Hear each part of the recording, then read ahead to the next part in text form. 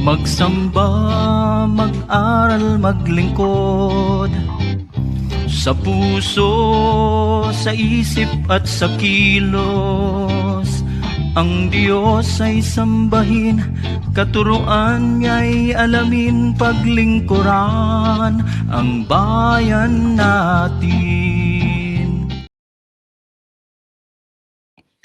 Magandang hapon Europa, magandang gabi Pilipinas. Andito na naman ang inyong mga lingkod, Bishop Tonyo Ablon, ang obispong migrante dito sa Europa, para sa ating palatuntunan ang araling IFI, damdaming makabayan. Ayan. Kumusta? At syempre pa, parang pangatlong araw na namin ni Father Juni ito. Series sa nitong linggo, ano?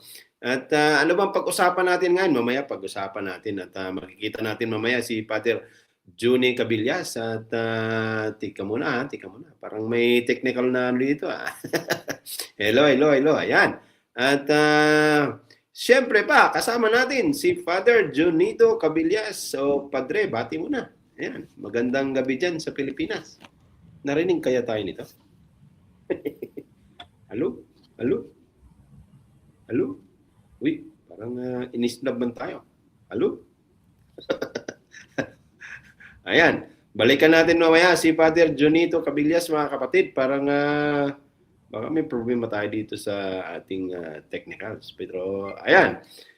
Okay. So ano bang pag-usapan natin sa araw na ito? Ito na nga yun. Ang ating tema ay ano ba?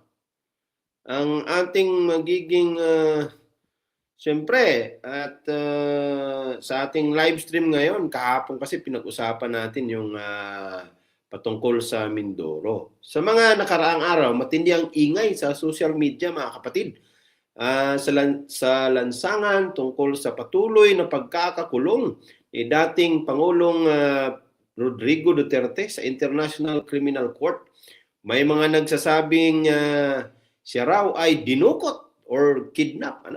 At may nagsasabing ang ICC ay dayuhang korte. At may panawagan pang bring him home, na para bang ang usapin ay simpleng pag-uwi lang ng isang tao. Pero ngayong gabi, ngayong hapon dito sa Europa, gusto naming ihinto sandali ang ingay at tanungin, ano ba talagang totoo? Ano ang batas at ano ang sinasabi ng hustisya? Ayan. Bakit tuloy-tuloy ang paghahain ng petitions na paulit-ulit namang hindi pinapaboran ng ICC? Bakit dinadala ang usapin sa Korte Suprema ng Pilipinas ngayong malinaw na wala itong jurisdiksyon sa isang kasong nasa ilalim na ng international law? Ayan. At bakit ginagamit ang salitang soberanya na tila panangga laban sa pananagutan imbis na prinsipyo para protektahan ang mamamayan? At higit sa lahat, bakit sa lahat ng sigaw para makauwi, tila tahimik ang usapin at ang usapan tungkol sa mga biktima sa libu-libong buhay na nawala at sa mga pamilyang hanggang ngayon ay naghihintay ng hustisya? Ayan. At hindi ito usapan ng galit o kampihan, mga kapatid. Ito ay usapan ng katotohanan, batas at konsensya ng bayan. Kaya, mga kapatid, inayahan namin kayo makinig, mag-isip at timbangin natin kung ang nasasaksihan natin ay tunay na panindigan o isa na namang political theater. Ayan. At balikan natin si Father Juni Cabillas kung andyan na. Diyan na yata eh. Ayan o. Ayan, Father Juni, narinig mo ba kami? Ang dami na namin dito. Magandang gabi sa inyo dyan sa Pilipinas, Father Juni. Father Juni, walang narinig. Paano tayo mag-usap nito kung hindi mo ako narinig? Baka magandang baka Father Juni, out ka muna, tapos bumalik ka. Ayan. Ito, mag-usap tayo dito sa kasi may private chat dito eh. Tingnan natin ha. Kung Yun. Ayun! Yun. Ayan. Oh, narinig mo na kami. Ang dami na namin dito ay. Oo, sige lang. Bati mo na, bati. Basta alam naman natin na kung ano yung... Magandang gabi. Magandang gabi, Bishop. Magandang gabi sa lahat dito sa Pilipinas at magandang araw sa buong mundo. Ayan. Busy lang, konti. Oo nga. Ako nga din eh. Medyo na busy nga din ng ilang mga bagay-bagay. At pero andito na tayo. At siyempre, pag-usapan natin yung bring Digong home. At ano ba ito sa habang nasa ICC si Digong? Anong mga propagandang lumalabas? Anong itsura ng politika sa Pilipinas at pananagutan? Kasi nga, limbawa, hindi naman lingid sa lahat na hanggang ngayon ay yung dalawang rhetoric or dalawang sinasabi ng mga DDS na si Digong daw ay kinidnap at ang International Criminal Court daw ay isang dayuhang hukuman at pero dapat pag-usapan natin yan at sana ihinto na ang paggamit sa mga ganito at di ba? At ang ICC or International Criminal Court ay hindi siya imposed. Ito ay pinili ng Estado bilang mekanismo ng pananagutan kapag pumalya ang lokal na hustisya. Hindi dayuhan ang batas kung kusang pinasok ito ng bansa. At ang pangatlo pala dyan, sinabi nila kidnap. Si Digong na kidnap. Sabi nila dayuhang korte ang ICC. At ang pangatlo pala ay umalis na daw kasi tayo sa ICC. Ayan. Yun yung mga usual na mga sinasabi ng mga DDS na hindi naman nagmumula mismo sa mga DDS eh. Nanggagaling sa mismong bukang mga bibig ng limbawa Harry Roque, mismong Vice President Duterte, Sara, at mga ibang abogado na na parang halata namang hindi nga. Kasi kung kidnapping, hindi nag-file lang sila ng kaso ng kidnapping wala eh. Ang pinail latest yata ay sa Supreme Court ay habeas corpus. Kami ni Father Johnny, mga taga-karapatan kami, mahilig kami mag-file ng habeas corpus eh. Kasi yung habeas corpus ay una, hindi nakita yung body, kaya ipakita ang body. Ganun lang yung habeas corpus eh. Nakita naman ng buong mundo kung saan si Digong. Yung kanya. Yan. Yes, Father Johnny, umpisahan mo na. Magandang napag-usapan natin ulit ito dahil pag pinag-usapan kasi natin si Digong at pabor sa atin yung mga topic, inaaway tayo. Oo. Inaaway tayo. Ibig mo sabihin na itong pag-topic natin dito ay isang paghahamon ng away ito? Maraming mga away sa atin dito na sa tingin natin may mga mali sa mga statements at mga panglilingla na statement. Hindi lang sa gobyerno, kung hindi sa mamayan na sumusubaybay sa kaso ni Digong. Lalo na yung mga biktima, masasaktan ang mga biktima kapag sinasabi na kinidnap, anong tawag yun, hindi dapat sa dayuhang korte dalhin si Digong, o ang sinurinder natin ang ating soberenya sa mga dayuhan. Samantalang ang mga biktima, wala na silang mapuntahan kung hindi ang ICC. Kasi ang tagal ng panahon na dapat nakasuhan si Digong dito sa sariling korte sa Pilipinas, pero hindi ginagawa. At nanghahamon pa. Di ba na nakikita natin Father Johnny kahit doon sa mga Senate hearing at sa congressional inquiries, di ba? Parang naghahamon pa na sige na, ipapuntahin mo na dito yung ICC. Pero dapat malinaw sa ating mga nanonood ngayon na sa bawat tunggalian, mahalaga yung propaganda. Okay. Mahalaga yung binibitiwan na salita. Mhm. Kaso lang, mayroong tinatawag na half-truth, mayroong tinatawag na black propaganda, ibig sabihin di totoo, Mhm. mayroong mga propaganda na may basihan at batayan. Mhm. Mhm. Ang basihan ng mga biktima, Mhm. hindi kinidnap si Digong. Mhm. Oo. Hamak mo naman, sabihin mong kidnap nabibisita Oo. ng mga kapamilya, tapos sabihin mong kidnap. Ano ba yan? May warrant of arrest, hinuli siya. At ang gobyernong Marcos walang magawa kung hindi ibigay siya sa tamang korte. Ang ICC para sa mga biktima ng giyera ni Digong sa droga ay tamang korte. Wala sa Pilipinas ang korte na makahanap sila ng hustisya.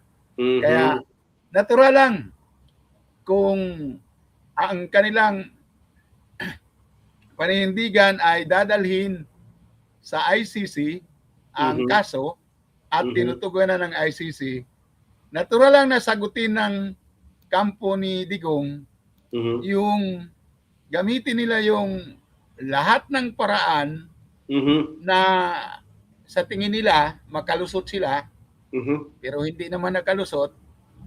Ang galing din ng kanilang abogado. Magaling, abogado nila.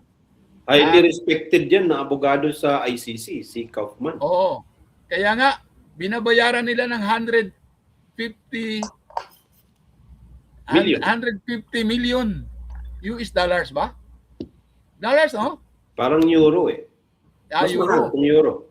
Mas mahal. Kaya, ubusin muna ng abogado nila yung pera ni Digong pagkatapos makonvict. Kaya maraming ICC, no? 10 years pala yung trial dyan. Maraming motion. Di magtagal-tagal yan. Kung 10 years ang trial, di matagal. Kaya pala 10 years, ano? Kasi lahat ng bagay na lang pwedeng questionin, ano? At pwedeng i-petition. Yun. So, linawin natin sa mamamayan. Hindi kidnap, hindi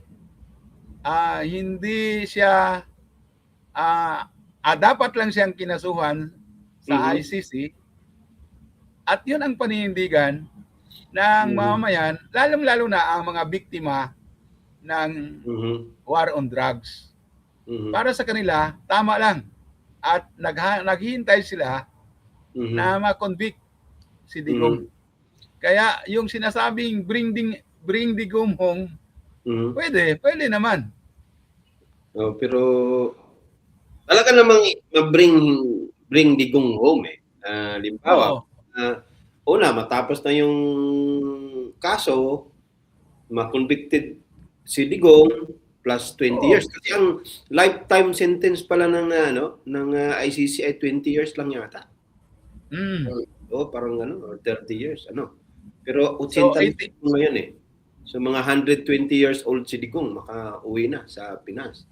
Pero pagkatapos ng 10 years na paglilitis, tapos acquitted si Digong, makauwi pa rin siya. Makauwi naman, makauwi pero naman. Hintayin muna. Sabing pauwiin na siya ngayon, parang may problema tayo doon.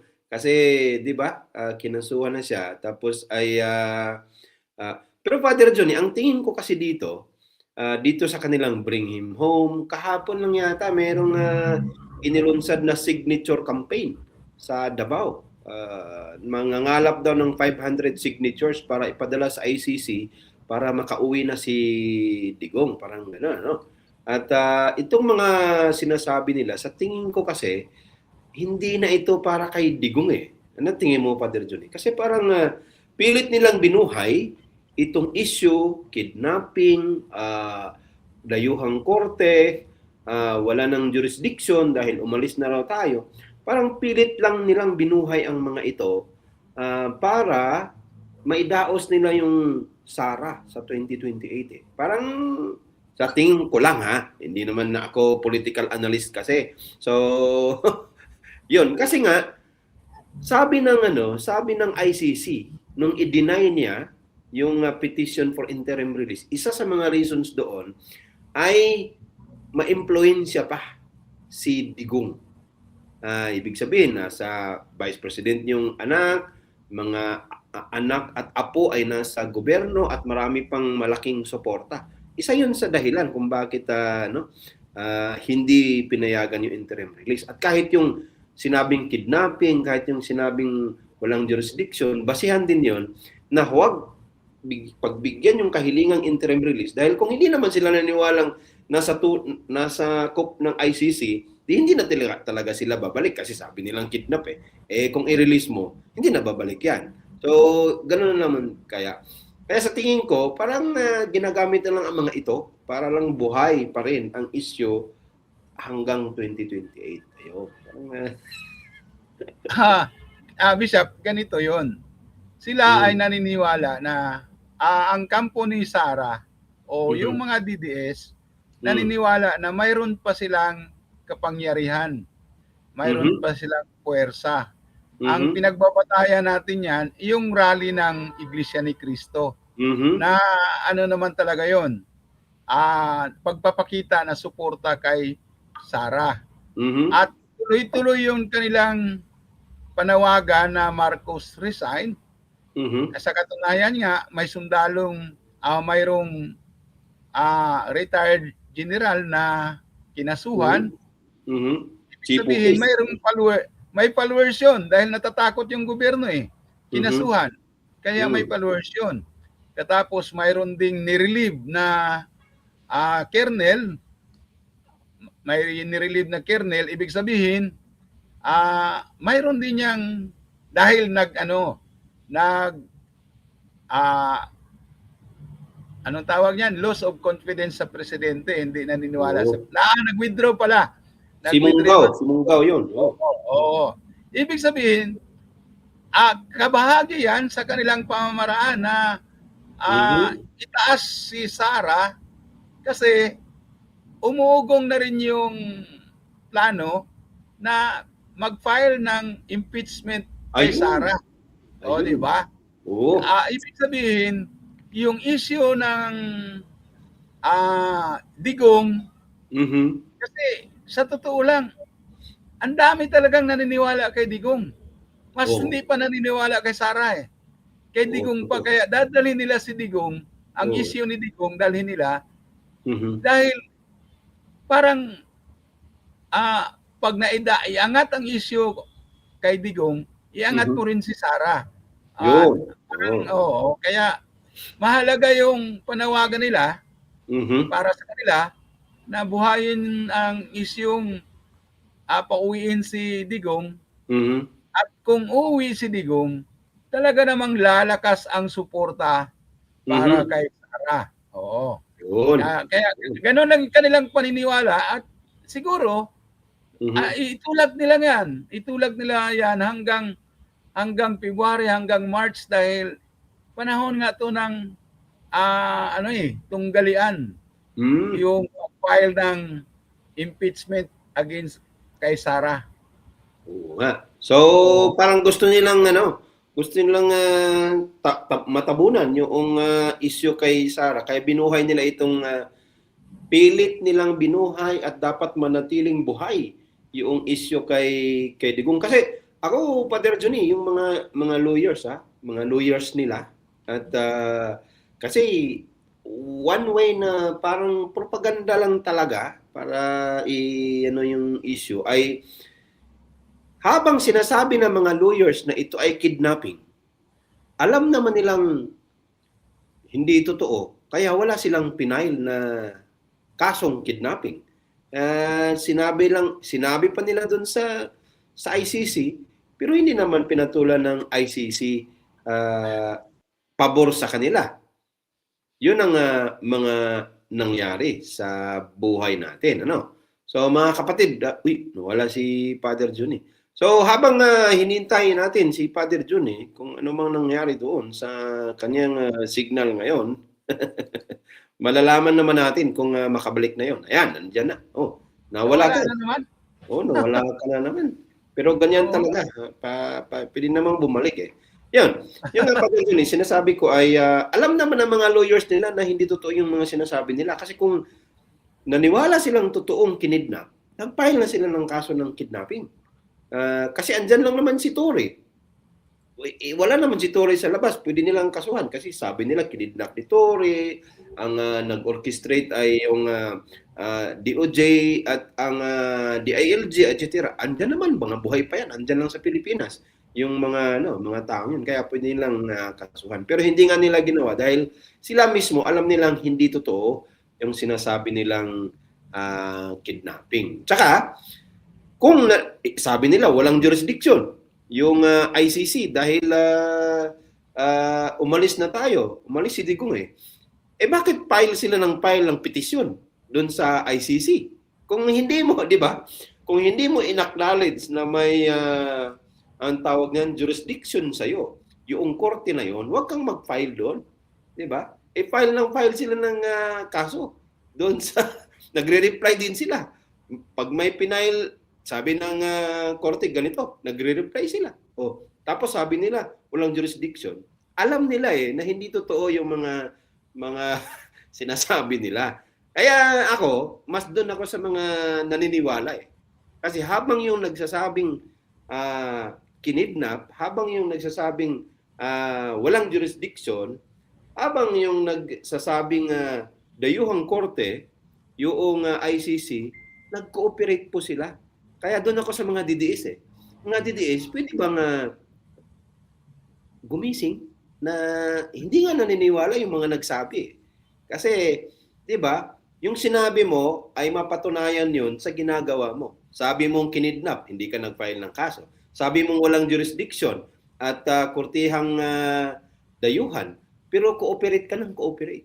Kung ayaw mo dahil hindi walang jurisdiction, huwag kang mag-cooperate. Nag-cooperate kumuha ng abogado, di ba? At yon ang unang bahagi ng ating pag-uusap dito sa Bring Digong Home. Kaya andito na pala, Father Johnny, wag nating patagalin. Andito na sila Yung mga nagpalab sa atin, baka meron din dyan sa iyo, Father Johnny.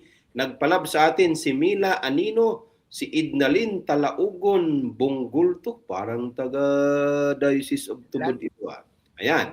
Si Rosita Clau Ruiz, si Feli Revelo Ocomin, si nagpa-like din sa atin sina Chilpi Lods Arcita, parang bago to Wilma Dilo, Linux Red Hot Spark, puro English ito At Yokoro Otnin, ayan, ito sila kahapon. At baka meron pa dyan, Father Johnny, hindi ko nakita. Sila Dominic Said, siyempre palagi una yung nag-bukas, no? Angging Bacos, Lita Pagaduan. Nangumusta sila sa atin. Yun. Maayong gabi. Si Angging, palagi yan, maayong gabi, Bishop Ablon, Father Johnny. Ayan. Ganon din si Idnalyn Bonggulto. Ayan, at ito yung mga kaya nga dito sa ating palatuntunan, lahat ng sinasabi niyo, kino-comment niyo ay binabasa namin at dinidisplay sa ating screen. At ito na nga, yung sinabi ni Father Johnny kanina, si Rosita Aclau Ruiz, good evening Bishop Tonyo at Father Jonito. Ayan, magkatunog yung mga pangalan natin Dito naman, magkatunog din. More power Bishop Tony at Father Johnny. Ayan.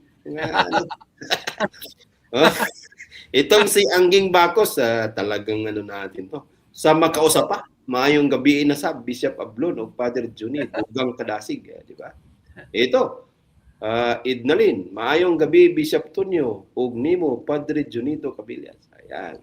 At siyempre, good evening sa lahat, sabi ni Anino. Mila Anino. So, yun Father Johnny, yung isa-isahin natin tong mga hindi nila gustong pag-usapan Pero gusto nilang palaging sinasabi. E di, sinabi mo rin kanina, Father Johnny, maling paggamit noong soberanya. Kahit yung mga senador natin no? Bakit? Kailan ba magiging totoo ang soberanya at kailan ba ito hindi totoo? Ang soberanya kasi ay hindi siya sabing lisensya para pumatay o umiwas sa pananagutan. No? Kapag ang isang estado ay ayaw mag-imbestiga, hindi kayang litisin ang sarili nitong opisyal katulad kay Digong at katulad kay Bato. Naawa na ako kay Bato. Pero mas naawa ako sa bayan natin kasi si Bato nagtatago na dahil kay Puyong Rimulya. Sabi, meron daw warrant. Sabi naman John Vic Rimulya, walang warrant. Pero si Bato nagtatago. Baka naman totoong may warrant. Yon. Pero mas naawa ako sa bayan natin, Father Johnny, kasi sumasahod pa rin si Bato. Kahit nagtatago. Ang masaklap pa, may lumalabas ngayon, iwan ko lang kung totoo. Lahat pala ng staff niya ay yung buong angkan. Kamag-anak. Ayan. Ngayon, sabi nga natin, pag ayaw mag-imbestiga yung estado o hindi niya kayang litisin yung opisyal, dito ngayon pumapasok ang ICC. Yung tinatawag na principle of complementarity. At ang pagsigaw ng soberanya ay nagiging parang sa amin kasi tabing. Hindi ito makaprinsipyo. Yung sinabi ni Father Johnny kanina. Pero sabi nila Father Johnny, dapat daw ay sa Pilipinas litisin si Digong. Kaya pauwiin na raw para sa Pilipinas ito litisin. Ito yung mga sigaw ng Pero yung soberanya, klaruhin natin, para protektahan ang mamamayan, hindi ang makapangyarihan. Yan dapat yung malaman at tingnan natin. Kasi nakaka-insulto, sabi nga ni Father Johnny, nakaka-insulto sa mga biktima, sa mga pamilya ng biktima, no? Na sabihin mo lang kinidnap yung pumatay sa anak mo o asawa mo, etc. Tapos parang sinasabi mo lang na ang masakla pa palang isa, Father Johnny, sabi nila mabubuting tao si Digong. At sabi nga latest ni Harry Roque, sabi niya, God will not allow injustice to happen to a good man, na si Digong. Grabe, no? Part ng propaganda pa rin. Kasi kailangan niya yun, kailangan yung itaas yung moral ng mga DDS para sabihin niya yun na pero ang totoo naman ay naglalapastangan ng Diyos. Naglalapastangan ng simbahan. O, di ba? Stupid God. Kaya tsaka yung ano bang sinabi niya doon kay Pope Francis nung dumating na Wala. Huwag na nating sabihin, putang inang Pope na yan. Huwag na nating sabihin kasi sabihin niya papangit ang sinabi niya. Pero Bishop, yung soberanya, ginagamit natin yung assertion of our sovereign as a nation. Hindi yun nangangahulugan na hindi na tayo mag-participate sa mga international na mga solidarity hindi solidarity, pagkakaisa. Halimbawa, member tayo ng United Nations. Ang simula talaga yan, United Nations 1948 after World War II, kailangan na may mekanismo na hindi na mangyari yung nangyaring pagkamatay o ang daming namatay sa noong World War II. Kaya mayroong United Nations. Kasabay niyan, naitayo yung mga mekanismo na kung mayroong gagawa ng mga paglabag sa karapatang pantao o paglabag sa dignidad ng mamamayan ng ibang bansa, mayroong international court, yung ICC. Ibig sabihin, mekanismo yan. Mhm. Noong sinabi na kakasuhan si Digong, Mhm. ay umalis siya. Umalis siya na kaagad Oo. sa ICC. Oo. Pero Mhm. hindi yun nangangahulugan na patawarin yung kanyang mga kasalanan nung panahon na member pa ang, Mm. ang Pilipinas sa ICC. Tama yung pwedeng tama silang mag-withdraw kasi Mhm. gawain naman nila yon, pero hindi din maaring palagpasin na lang yung mga violations, lalo na Mhm. Mhm. yung anong tawag yun, violations against humanity, yung Mhm. genocide yung nangyayari o mga nangyayari. Mhm. Kaya marami nang nakonvict sa ICC, ang dami nang pinarusahan.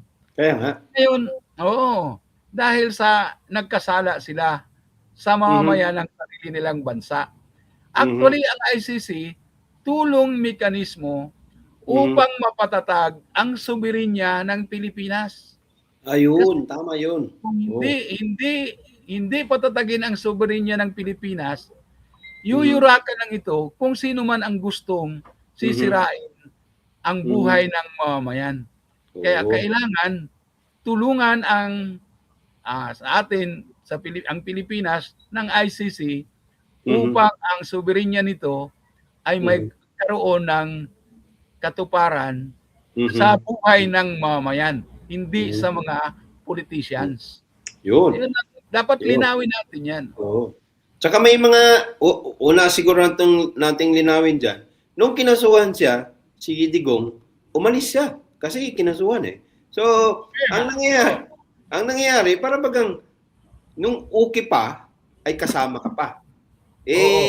Nung nung nagka-commit ka ng violation, umalis ka na. Ang problema mo dahil doon sa Rome statute ay kahit pa umalis ka na, kung nangyari yung violation nung kabahagi ka pa, ay may pananagutan ka pa rin. Which is making sense. Because kung ganun lang naman pala na pagka may problema na, umalis ka na, di ano pang silbi ng yung pagkakaisa ng mga bansa dun sa ICC. At isa pang question dun, Father Juni, treaty siya eh. Kung isa siyang tratado, dapat ay di ko nga alam kung bakit walang nagtatanong nito sa korte eh. Pagkatratado kasi, dapat ay desisyon siya ng Congress. At tatanungin din yung Congress na nagbigay ng go signal sa isang tratado. Yun yung At ang mali ni Digong pa, isa, ngayon kiniklaim nila, bakit daw hindi dumaan sa korte ng Pilipinas yung pag-aresto kay Digong, dapat i-present sa korte. Hindi na applied yon kasi nga hindi ka nakabahagi. Umalis ka eh. So, nagkamali si Digong doon. Akala kasi ni Digong hindi siya hindi siya ma-aresto. Na test at nasalang itong pagiging presidente ni Marcos. Kasi, ang sa tingin ko lang din, bagamat pwede nating sabihing pumabor ito sa politika ni Marcos, yung sinabi mo kanina, Father Juni, na Interpol kasi, kung ayaw mong mag-cooperate doon sa Interpol, baka kung ikaw na naman ngayon ang hihingi sa Interpol, ay hindi rin nila sasagutin yung kahilingan mo. Parang yun din yung isang dapat nating tingnan. Ayan. So, yun na nga, Father Johnny, doon sa doon sa soberanya, at siyempre pagka soberanya yan, hindi naman sa pagmamayabang, si Father Johnny at mga aktivista noon pa. Ang sigaw natin lagi ay yung soberanya. Dahil nga inapakan tayo hindi lang ng China, kundi ng US. 'Di ba? Pero hindi sila sumisigaw ng soberanya. Ngayon na si Digong ay sumigaw sila ng soberanya, mali naman. Kaya ang sabi nga natin, ang claim at pagsigaw ng soberanya ay hindi para sa isang taong makapangyarihan, kundi para sa buong mamamayan ng Pilipinas. Ayan. Nasa konstitusyon yan, Bishop. Tama. Philippine Constitution. We, the sovereign Filipino people, Yan. Kaya dapat ang mamamayan talaga ang dapat may proteksyon sa Mm. soberanya. Hindi Mhm. yung mga may kasalanan, yung Mhm. mamamatay tao o Mhm. nagsagawa ng batas na nag-violate ng Mhm. lumabag sa karapatang pantao o Mhm. gumagawa ng paglabag sa karapatang pantao. Kaya dapat pag iniisip nating soberanya ng Pilipinas, mamamayang Pilipino ang Mhm. dapat nating panigan, tindigan. Yun. Hindi At ang yung ano. hindi yung mga politicians. Yan. Tulad din yan ang sinasabi nating makabayan ka. Kung makabayan ka, ay hindi ka dahil sumunod sa presidente, kundi mahal mo ang Pilipinas at gumawa ka ng mga hakbang para sa bayan mo. Yan ang makabayan. Hindi yung sumunod ka lang sa presidente ay makabayan ka na. Yan. Father Johnny, puntahan natin itong diyan ka magaling din eh. Hindi tayo mga abogado, baka mas maintindihan tayo ng mga DDS at mga ordinaryong tao kasi hindi nga tayo abogado, di ba? Yung habeas corpus. Kasi nag-file ng ng ng tawag nito, ng petition for habeas corpus itong anak ni Digong na si Kitty yata at ang iba pa di ba Father Johnny, yung habeas corpus, tayo sa karapatan, sanay tayong mag-file ng ganito, di ba? Pagka may nawala, halimbawa, yung pinag-usapan natin kahapon pero hindi na natin pinag-usapan ng habeas corpus. Yung pinag-usapan natin kahapon na si Ani Kutse, Chantal, Pagka may nawala at alam natin na nagsuspecha tayo dahil sa mga ebidensya na ang last person ay isang pulis o di kaya ay isang militar o di kaya ay isang opisyal ng gobyerno ang may last na doon sa record. Kaya nag-file tayo ng habeas corpus para ilabas, ipakita. Kasi gano'n na naman yung habeas corpus eh. Di ba? Ipakita yung body. Yung very literal meaning niya, di ba? Ng habeas corpus. Kaya sabi ko magaling si Father Johnny dito bilang taga-karapatan kasi ito yung mga nila. At pero ngayon ginamit ng kampo ni Digong. Sa ating Supreme Court, dalawang bagay 'yon. Paano naging habeas corpus at ang petisyon at bakit sa Supreme Court ng Pilipinas? Na wala naman siyang Yes, Father Johnny, baka may maganda kang explanation diyan. Ang writ of habeas corpus ay isang mekanismo upang proteksyonan ang buhay ng tao. Paano? Kapag hinuli at hindi inilabas, pwede mong i-invoke yung writ of habeas corpus para ipakita sa publiko na buhay. Oo, buhay yung hinuli. Proteksyon niya yon sa security at buhay ng tao. Kaya mag-file ka ng writ of habeas corpus, lalo na kapag warrantless arrest, walang katibayan, abduction, kaya madali na hindi lang ilabas, kailangang palayain kasi hindi sumusunod sa batas ang dumukot o humuli. Kaya mahalaga yung writ of habeas corpus. Pero itong writ of habeas corpus, ginagamit din to ng mga lawyer.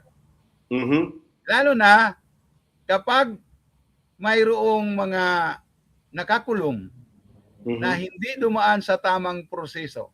Nakakulong na. Nakulong na.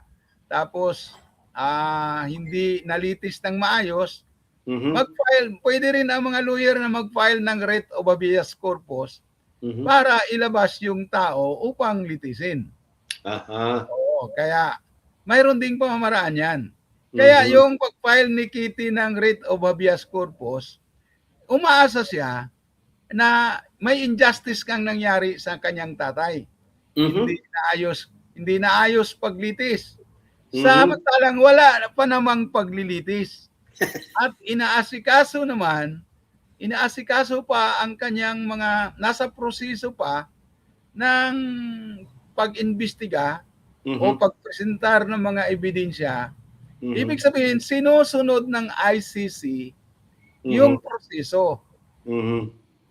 Kung mag-file siya ng writ of habeas corpus para mag-intervene ang Supreme Court, wala nang jurisdiction ang Supreme Court sa Pilipinas. Nasa ibang bansa na hindi na niya kaya, hindi na niya yung jurisdiction. Kaya walang magawa ang Supreme Court sa Pilipinas. Dahil lang yun ni Kitty para mabuhay ulit dahil wala na silang ibang paraan eh. Kailangan wala nang issue sila. Sinasagot na lahat ng issue nila. Kaya ayun. Magaling yung lawyer ni Kitty. Saka nabisita pa ni Kitty yung tatay niya eh. Tapos hahanapin niya. Paano mo sabing produce the body kung nakita mo naman yung body? Kaya nga, gamit lang nila yon para pasiglahin muli yung kampanyang Bring Digong Home. Para part yon. At kaya magaling yung lawyer ni Kitty. Magaling sa propaganda. Kasi magaling sa propaganda at panglilingla. Kasi ang ko dito, Father Johnny, yung mga ginagawa nila pala, may targeted audience sila. Di ba ganyan naman talaga propaganda, di ba? May target audience ka. Ang target audience nila dito, una, yung mga DDS. Kasi pag wala ng issue, mawawala yung DDS eh. So, dapat buhay yung issue na kami ay inaapi, tayo ay, di ba? So, yun yung ginawa. Tsaka, ginamit mo yung malaking institusyon katulad ng Supreme Court para siyempre may laban tayo. Parang ganun yung nitong September, ginamit nila mismo yung Senate na may laban tayo, pumirma ng mga senador. Yung mga senador naman kasi ayaw din nilang mawalan ng boto sa election, kaya walang tanong-tanong, pirma din sila. In fact, pinanigan sila ng Supreme Court. Tinulungan sila na yung sa yung sa impeachment. Akala nila kung si Digong ang issue, papanig pa rin nila ang Supreme Court. Kala nila, yun ang isa. Siguro naman ay sa ating mga nakikinig, yung bring him home, kasi sigurado naman tayo hindi maglabas ng temporary restraining order yung Supreme Court doon sa habeas corpus na hiniling eh. Sinabi na ni Father Johnny kasi na wala jurisdiction, tapos ay nakita naman nila mismo yung tatay nila. Bakit pa sabihin nilang produce the body? Sablay kasi yung direksyon. So lalong lumilitaw na isa siyang political na agenda. Pati yung bring him home, may signature campaigns at marami pang iba. Nawala ngayon, Father Johnny, yung sintro ng usapin. Ang sintro ng usapin sa pagkakulong ni Digong ay yung dapat hindi matabunan ng sigaw na bring him home. Dapat ang nakikita natin dito, ang sentrong usapin dito sa pagkakulong ni Digong ay yung pagbigay ng hustisya doon sa mga biktima. Libo-libo yun eh. Naalala ko pa, umabot ng 31,000 yung lista mismo ng PNP. Pero nung nagka-filean na ng kaso, 6,000 na lang daw. Pero sa atin kasi, Father Rosanin, di ba? Whether that is 31,000, 6,000, or 1,000, or iisa. Pag ang buhay ay kinitil na kasi sa Pilipinas naman walang death penalty na ayawan din natin yung death penalty. Pagkabuhay ay kinitil na nino man, lalo pa yung mga supposed to be nag-protect ng buhay, ay malaking issue yan. Isa lang, kahit isa lang. So yun ang dapat nating tingnan. Doon sa isyong Digong, bring him home. Ngayon, Father Johnny, kung handa ka na, lipat na tayo dun sa dun sa, bago pala. Ito na naman ating suki. Si John Ias. Good evening, Reverend. Yan, youth natin to sa Diocese of Libertad. Sabi niya, si Digong, matagal na yung hinihintay sa ICC. Si Digong din naman, sabi niya, bring it on. Papuntahin mo na ICC ngayon, bukas, di ba? Buhay pa yung Iron Lady. Kaya good boy si Digong panahon sa presidential debate 2016. Wala daw siyang masabi kay Miriam Defensor Santiago. Medyo tama naman yun. Ngayon, jump na tayo, Father Johnny, dito sa issue ng 2028. Ayan. Kasi, sabi mo rin kanina, Father Johnny, ako talaga'y naniniwala na ang buong naratibo na ito na hindi naman legal at hindi papasa sa legal na parlance at sa moral na parlance, lalo pa tayo sa simbahan, ang buong naratibo na ito ay nakahanay para sa 2028. Yung imaheng inapi ng dayuhan, ama na kinawawa, yung matanda na, sabi, 80 na raw, ba't di na pauwiin, parang ganun. Ginawa itong political capital para sa Sara Duterte 2028. Ang tanong natin ay, kung inosente, bakit takot sa patas na paglilitis? Pero wala na yan Kasi pang-eleksyon talaga itong ginagawa nila. Campaign material itong si Digong. Sabi nga natin nung una, di ba, Father Johnny, pag namatay si Digong ng 2028 first quarter, sigurado ng panalo si Sara Duterte. Yan ang mga nangyayari. Ngayon, at inumpisahan mo na kanina, Father Johnny, yung impeachment, na parang ginamit din itong issue para malihis yung atensyon ng mga kababayan natin doon sa issue ng impeachment. Baka naman sa ngayon pa lang, Father Johnny, pwede na nating tingnan kung ano ba talaga itong Sara Duterte 2028. Kasi sa tingin ko, Father Johnny, palaging huli yung kababayan natin nagtitimbang ng ng eleksyon Di ba? Kahit tayo sa simbahan, mayroon nga tayong sinasabing ngayon, electoral education, voters education 1 week na lang bago araw ng eleksyon ginawa. Kaya hindi rin tatalak. So baka naman maganda nang sumabay na tayo dito sa Sara Duterte 2028. Ano bang tingin natin dito, Father Julie? Yung informasyong nakuha namin, Bishop, marami talagang gustong bubuto pa kay Sara Duterte. Na nakita nila na siya yung tagapagmana sa Iron Boy na si Duterte. Iron Lady din siya. Oo. Kasi ikaw ba namang sampalin yung ngayon? Yung Sheriff. Oo. May nagsabi sa amin na sa Visayas at Mindanao, yung Rotary Club, para kay Sara Duterte. No. Itong Rotary Club, mga business, business minded mga civic organization, pero nasa hanay ng mga business people, business persons. Kaya nga, nung tinanong kami, sinong ibubuto ninyo, di kami makasagot. Ang sabi ko lang, ang milagro talaga, kung ang presidente si Sara sa 2028 at ang vice president ay si Robin Padilla. Yan ang gandang tandem yan. O, di ba? Bakit?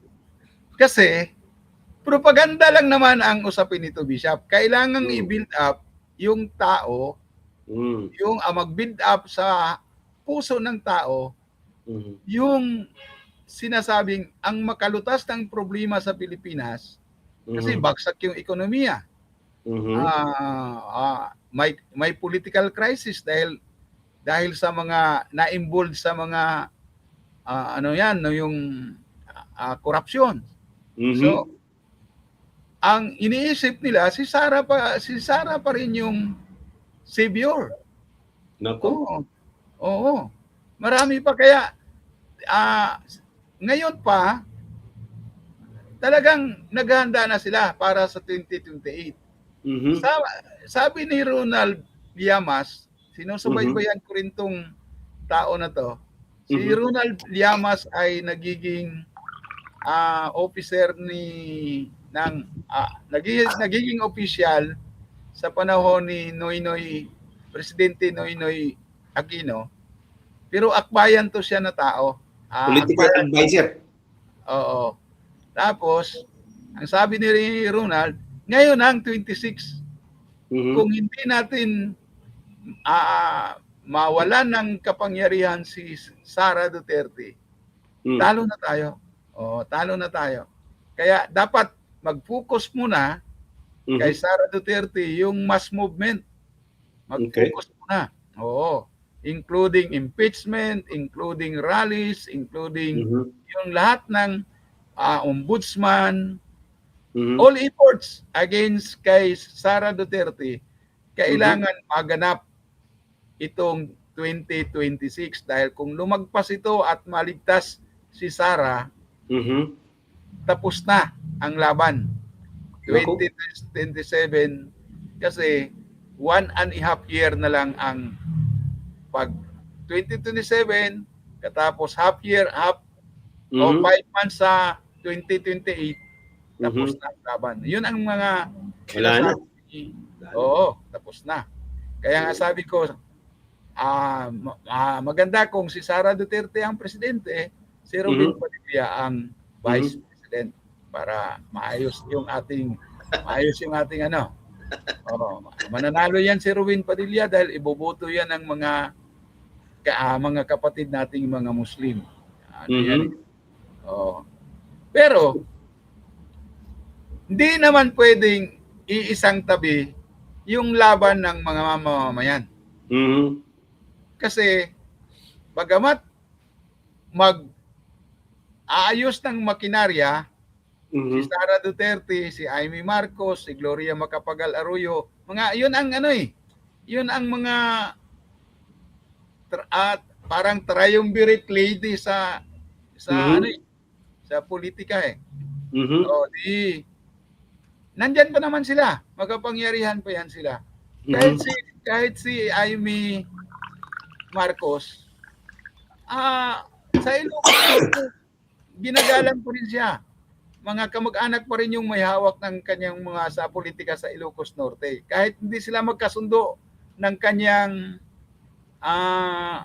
kapatid na presidente, hindi naman siya inaaway din ng kanyang kapatid na presidente. Pinabayaan naman siya. Kaya yun, talagang magsisikap silang ayusin yung kanilang makinarya para sa 2028. Bubuhos ng pera niyan. Marami naman silang pera. Kasi nung panahon ni Digong, kumita naman si Digong sa Parmali at sa mga Parmali. Pugo. At flood control. At saka mga infrastructure, hindi lang flood control, infrastructure projects. Yung mga gumuho na tulay. Yung mga ganon. At mga kasi build, di ba? Kaya pwede talagang pagsikapan nila yan. Ang masasabi ko lang, nagsisikap din ang lalo na ang Makabayan Bloc. Kung ang ibang simbahan o ang simbahan ay ayaw pa talaga nilang gusto lang talaga nilang si Sara lang ang bumaba, okay lang yan. Pero hindi yan nangangahulugang hindi magkasundo at ang Makabayan Bloc at ang simbahan. Kasi pagdating kay Sara Duterte, all-out war naman talaga ang Makabayan Bloc kay Sara Duterte. Ang lamang lang ng Makabayan Bloc sa ibang mga permissions, nanawagan siyang papanagutin din asingilin din ang Bongbong Marcos. So tingin ko nga, Father Juni, yung si Bishop na sino bang Bishop yun na nag-sermon? ng Nazareno doon sa Bishop Yung bishop ng Bataan. parang Oh. siguradong sinuspit sa Hong Kong baka makabayan to kasi dalawa yung pinababa niya. Una, sabi niya, yung bistado na ayaw bumaba. Sa tingin ko si Sara yun Pangalawa, yung walang nagawa sa kahirapan ng bayan. Hindi pa rin bumaba. Ayaw bumaba. Kaya sino yun? Dalawa yung pinababa. Marcos yun.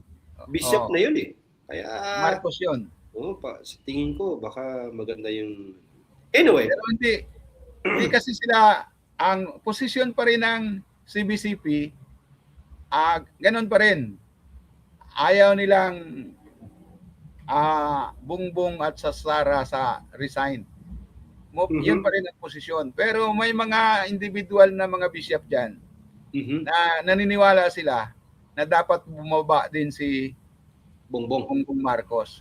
Kaya nga, ang sabi nga, may nag-iisip na baka mapaaga ang eleksyon, Bishop. Snap election, Hindi naman siguro snap election, pero kung mag-resign kasing dalawa, magkaroon ng transition, tatayong presidente ang Senate President. Pero nasa konstitusyon naman yun na within 90 days lang yun election within 90 days magkaroon ng eleksyon. Yung pala yun. Kahit hindi transition government, hindi transition council ang mamahala, pero constitutional yung kung mag-resign yung dalawa, hawakan ng maging pamunuan ng Senate President yung bansa at within 90 days magtawag ng eleksyon. At mangyayari yan kasi bagsak na ekonomiya, wala na. Bumagsak na rin ang rating ng namumuno. Kaya ako, ini-imagine ko palagi yung papel ng US. Ayaw ng US na mayroong destabilisasyon sa Pilipinas. Kasi, ayaw nila yon. Ang solusyon, yung ginagawa pa rin democratic processes, eleksyon. Kasi wala naman kasi silang dukutin dito sa Pilipinas Wala. Hindi Ang gusto ng isang DDS na si Bilhika ay dukutin ng US si Digong sa ICC at ibalik sa Pilipinas. Pero hindi dukutin ng US si Digong, hindi rin nila dukutin si Bongbong para dalhin sa US. At kasi, hindi rin yata masaya yung US kay Sara sa mga parang ganun yung mangyayari, Bishop. Sa tingin natin, crucial nga ang 2026. Crucial kung walang mangyayari sa mga pinagbababa. Crucial din dahil pwedeng mag-intervene ang US at ginagawa nila yan. Panahon ni Marcos Sr., pumuntang senador dito ng US Senator para mag-snap election. Kaya, parang ewan ko, parang ganun yata yung mangyayari. Pero tanong kailan pa hindi nagka-problema ng ekonomiya ng Pilipinas? Pag nagproblema ekonomiya ng Pilipinas, pero umakot pa rin ang pera, yung mga malaking korporasyon, lalo pa sa US, okay lang yon. Pero kung pati sila affected, ay kailangan na magpalit ng liderato. Sa totoo lang, Bishop, affected sila dahil yung mga investors namuhunan sa stock markets. Okay. Yung mga investors na mga dayuhan, sa stock markets lang yan. Ngayon, marami nang nag-withdraw. Na-withdraw nilang puhunan sa stock markets. Actually, marami ng mga bumababa ang mga kita nila sa stock markets. Isa kasi yan sa sources ng gobyerno, ang stock markets. Wala. Tsaka dahil sa dahil sa corruption yan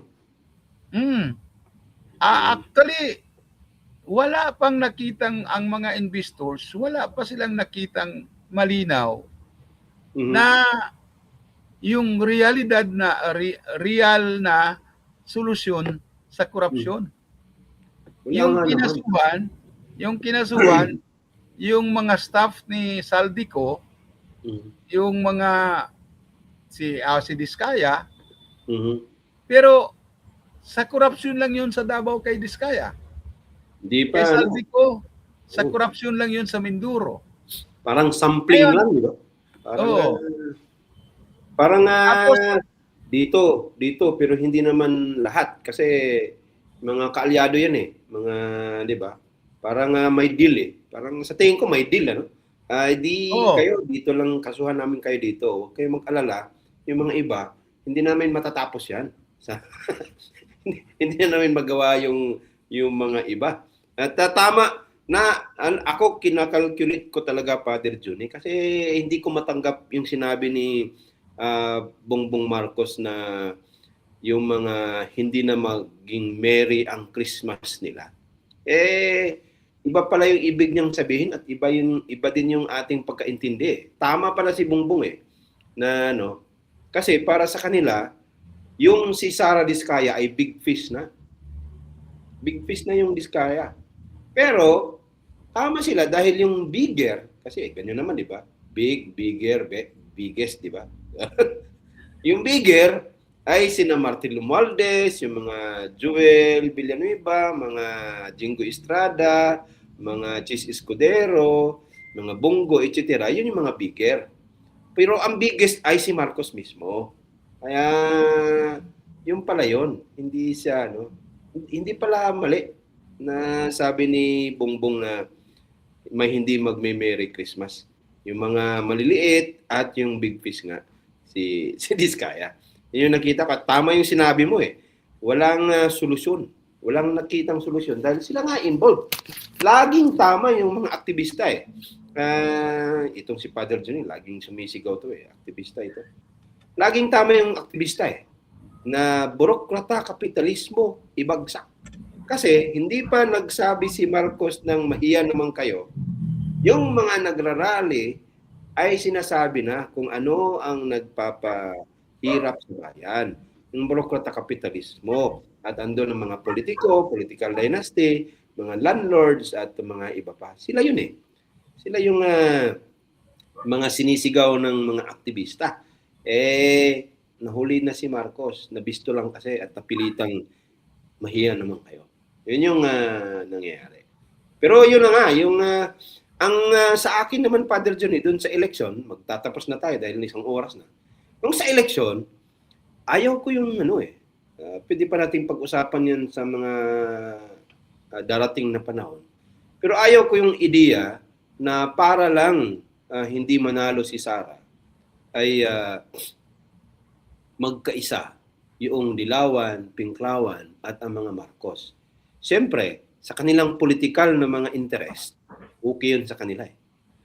Pero sa atin na mga makabayan, hindi eh. Pwede naman nating magkaroon ng eleksyon, hindi na nanalo yung mga kandidato natin, pero naipakita natin na itong eleksyon ay hindi solusyon, naipakita natin at magpakita natin yung kawastuhan ng sinasabi nating burokrata kapitalismo, imperialismo at feudalismo dahil nakapag-organize pa tayo, nakapagpa-intindi pa tayo ng maraming mamamayan. Ako, it doesn't matter kung manalo si Sara o kung sino man yung manalo ay matalo. Kung mag-merge man yung Marcos at mga Dilawan, walang sa akin yun. Kasi pag nag-merge naman yung Marcos at Dilawan, parang Unitives Part 2 lang yan eh. Kasi, di ba? Sila din naman yan. Bakit sinasabi nilang, kung hindi lang ganun ka bagsik at pangit yung Digong, makikita rin yung corruption kay Aquino eh. Kaso lang, napakalaki ng problemang Digong, kaya medyo natabunan, parang pure yung Aquino. Pero hindi naman totoo. Kaya yun yung tingin ko, Father Juni, dito sa usaping Sara 2028. Sige na, manalo na si Sara. Walang problema doon. manalo si Sara at mapatunayan natin na kahit pa nanalo siya, hindi niya maipabalik yung tatay niya. At sana makita ng mga DDS, siyempre i-spin na naman nila yan, pero makita ng mga DDS na ginamit lang yung kalagayan ni Digong para manalo si Sara. Parang yun yung tingin ko pa. Anyway, di bago natin hingan si Father Juni ng paano niya tapusin itong topic na ito, andito si Christopher Espina. Good evening, Bishop Ablon o Padre Junito. Ayan. Dahil ginamit ng og, ay siguradong Bisaya ito. Sabi ni Antonio Taico, Vox Populi, Suprema Lex. Sabi dito si Antonio Taico. Parang nag-level up na. Yan. At siyempre, nag-love sa atin si Fung Anahaw, Juana Olivera, Jose Mare P. Barrera. Uy, kaano-ano niya na to? At si Nocodima Lorenzana Plaza. Ay ipa ito sa sa Cortez. At siyempre si Christopher Espina, Bubit Tukanya Kayaw, Ramjer Herbacio. Ayan. At nagpa-like sa atin sina Reverend Crescencio Agbayani Jr., Raymond Villanueva. Kaibigan natin to. Oh. Nakaka-proud na nanood sa atin si Raymond Villanueva. At si Christian Ryle, si Pinky Villaruel. Ayan. At nanonood din sa atin si Ronald Gustilo, kaibigan natin yon. Sa Karapatan dati. At si Ria Maribaw, Bishop. Ayun. Salamat sa panonood. Oo, salamat sa panonood. Ayan. At ito, sabi ni bumati sa atin si Jose Mare Barrera.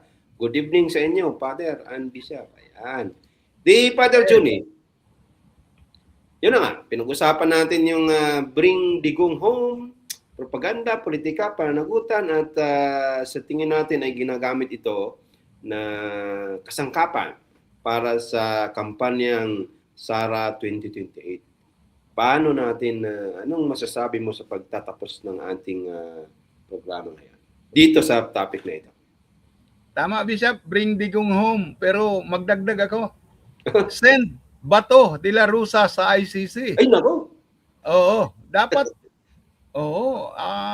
hanapin si kasi isa yun sa implementor kasi ng tukhang. Pero bago mo tapusin niya, Father Johnny, wala pang senator na nagtatago na nakita. Si Gringo, si Pingleson. Pag nagtatago yung senator, hindi talaga makikita. Yes, hindi makikita. Tapos, si Sara Duterte, may kapanagutan din sa tukhang. Kaya dapat, humarap sila sa ICC. Sa totoo lang, hindi lang dapat si Digong ang nandoon sa Netherlands. Oo nga, no? Si De La Rosa, si Bungo, si Sara, andun sila. Damayan nila si Digong. Promise pa nag-promise pa si Bato noon na sabayan niya si Digong eh. Oo. Para pag nandoon sila, yung mga biktima, magkaroon naman ng kaluwagan sa puso. Kasi kung si Digong lang managot, habang si De La Rosa ay nasa Davao, si Sara ay patuloy na gumagasta ng pera ng bayan at si Bungo, talagang may injustice pa rin. Oo. At magsisikap pang kakandidatong presidente, di ba? Insulto sa mga mayan na may kasalanan sa bayan, pagkatapos igiit pang sarili niya na malinis siya sa pamagitan ng buto na kanyang babayaran na mamamayan. Yun. Kaya sa tingin ko, ang episode na to ay mahalaga sa mga DDS. Pag-post natin ito, Bishop, dami na tayong comment, dami na tayong mababasang comment sa sa live stream. Pero aawayin tayo. Aawayin tayo. Kasi yung pinost mo na mga kamag-anak na may sweldo ni De La Rosa. Mhm. Ang comment ko lang, at least nagkaroon ng employment Mm. sa mga anak. Ang Binanatan dami mo ngayon. nito, binanata na, pera mo ba yon? Yung mga ganon. Sige Oo. lang. Sige Ganon lang. talaga yun. Ganyan naman talaga din na, ano, pag may sinabi tayo, meron talagang tatamaan, merong magagalit, merong masiyahan. Ganyan eh. Di, sige. Kaya, ang Bring Digong Home ay propaganda ng mga Duterte at kanyang mga cohorts, yung kanyang mga kasapakat. Inaasahan nila na magbubuhay sa kanilang kampanya para mailuklok si Sara sa posisyon ng presidente. Ngunit hindi din papayag ang mamayan na ganun lamang kadali. Paghirapan din nila yung ganong kampanya. At hindi rin papayag ang mamayan na kung eleksyon lang ang pagbabatayan na hindi naman talaga mananalo ang mga makabayan sa eleksyon, may iba namang paraan. Hindi lang, may mass movement naman. Yung people power, mass movement yan. Yung mga exposure ni Chantal at ni Jeline, mapakinabangan din yun kasi lalong iigting ang mga pakikibaka ng mamamayan sa kalungkutan man at sa kanayunan. Kaya ang panawagan natin palagi, ilitaw ang totoo, ipakita ang totoo, huwag linglahin ang mamamayan, papanagutin yung may kasalanan. Magandang gabi sa ating lahat. Ayan, magandang gabi rin dyan sa Pilipinas, Father Johnny, at maraming salamat. Tuloy-tuloy lang tayo ha. Baka bukas ulit ay andito pa rin kami ni Father Johnny. Ayan, magandang gabi, Father Johnny. Ngayon, sa ating pagtatapos, dito pa. May sumingit pa. Umabol si Antonio Taico. Bishop, nasa tabi mo. Ayan, yung si Bato de la Rosa at iba pa. Anyway, so ating napag-usapan ngayong gabi, malinaw ang isang bagay. Ang usapin ng ICC ay hindi laban ng Pilipinas kontra sa dayuhan. At hindi rin ito personal na laban ng isang pamilya. Di ba? Pamilya Duterte. Ito ay laban ng batas, laban sa propaganda. At ng hustisya, laban sa paggamit ng emosyon para sa kapangyarihan. Ang soberanya ay hindi lisensya para umiwas sa pananagutan. At ang hustisya ay hindi nadadaan sa sigaw, pirma o online campaign. Kung may kasalanan, dapat managot. Kung walang dapat ikatakot. At sa isang patas at malinaw na paglilitis katulad ng sa ICC.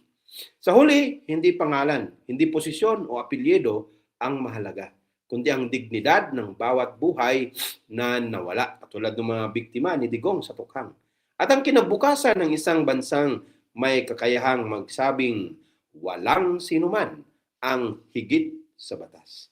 Maraming salamat sa pakikinig at patuloy tayong magtanong, magmulat at manindigan para sa tunay na hustisya, para sa Diyos at sa bayan. Ayan, at hanggang sa bukas, mga kapatid. Sa ating pag-alaala sa buhay na inialay sa kalayaan ng sambayanan, naway maisabuhay natin ang buhay ng ating mga ninuno sa pananampalataya na nag-iwan sa atin ng mahalagang pamana. Ang pamana ng pagsamba at pakikibaka. Humayo kayo't buong tapang na ipahayag ang mabuting balita ng kaligtasan sa mga dukha at hikahos, sa mga sinamantala at binusabos ng sistemang mapaniil.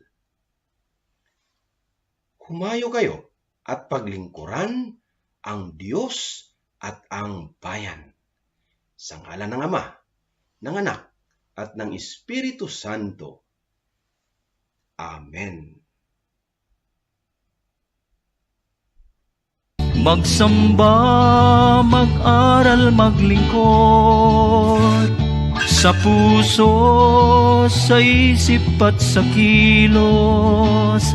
Ang Diyos ay sambahin, katuruan niya'y alamin, paglingkuran ang bayan natin. Ang Diyos ay sambahin, katuruan niya'y alamin, paglingkuran ang bayan natin. Magsamba, mag-aral, maglingkod. Magsamba, mag-aral, maglingkod. Magsamba, mag-aral, maglingkod.